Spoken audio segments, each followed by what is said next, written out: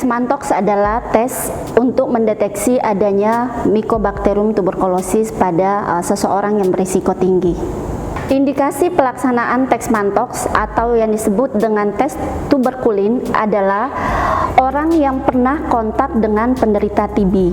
Kemudian yang kedua adalah orang yang mengalami tanda dan gejala batuk.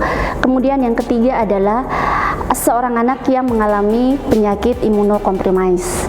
Kemudian untuk melakukan tes Mantox ini, kontraindikasinya adalah jika seseorang baru saja melaksanakan vaksin BCG.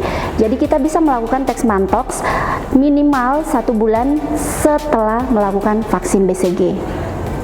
Adapun alat dan bahan yang digunakan untuk tes Mantox yaitu kita lihat yang pertama adalah kita membutuhkan PPD yaitu Purified Protein Derivative.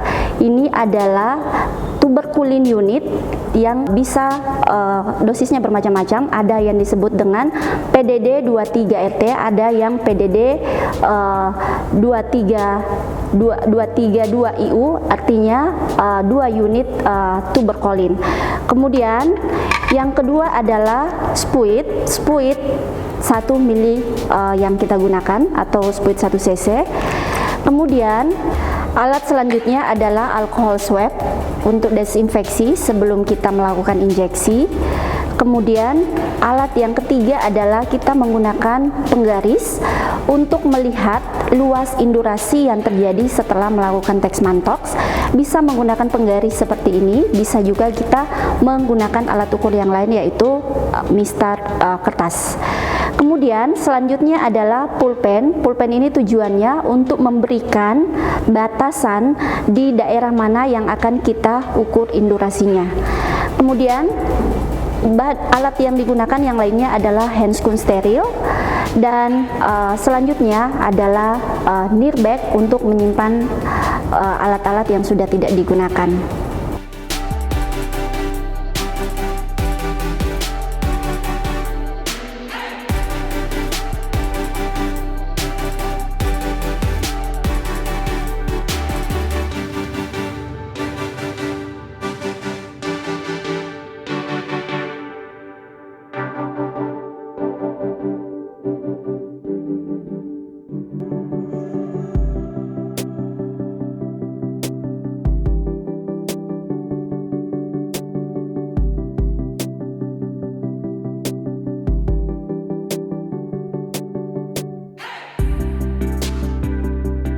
Lalu kita mendekatkan alat dan bahan ke samping pasien. Setelah itu kita melakukan persiapan pasien.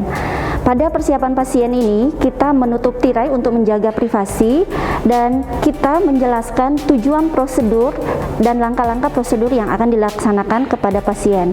Setelah itu kita minta persetujuan kepada pasien. Jika disetujui maka penandatanganan inform consent, dan selanjutnya kita mengatur posisi pasien senyaman mungkin. Prosedur pertama adalah memposisikan pasien dengan lengan menghadap ke atas. Kemudian yang kedua, kita mencari area yang akan dilakukan injeksi. Area injeksi sepertiga dari lekukan siku, kemudian 2/3 dari pergelangan tangan. Kemudian selanjutnya adalah kita mengobservasi apakah ada pembuluh darah vena atau ada kemerahan pada daerah tersebut. Kita tidak boleh melakukan injeksi pada daerah yang terdapat vena ataupun daerah yang ada eritema. Kemudian kita melakukan desinfeksi. Kita melakukan desinfeksi dari dalam keluar pada daerah yang akan dilakukan injeksi.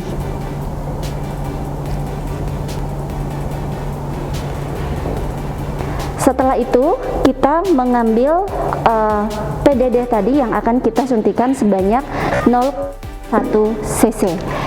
PDD yang akan kita ambil ini hanya 0,1 cc saja.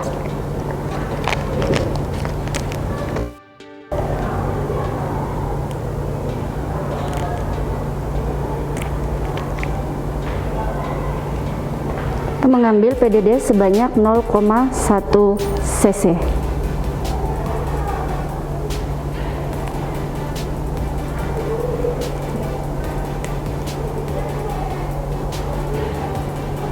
Setelah itu, kita melakukan injeksi pada area yang telah didesinfeksi tadi. Kita melakukan injeksi dengan jarum menghadap ke atas dengan sudut 10-15 derajat untuk intrakutan. Kemudian kita masukkan jarumnya dan dorong sampai PDD yang 0,1 tadi habis dan muncul jendolan pada kulit. Setelah itu kita tarik.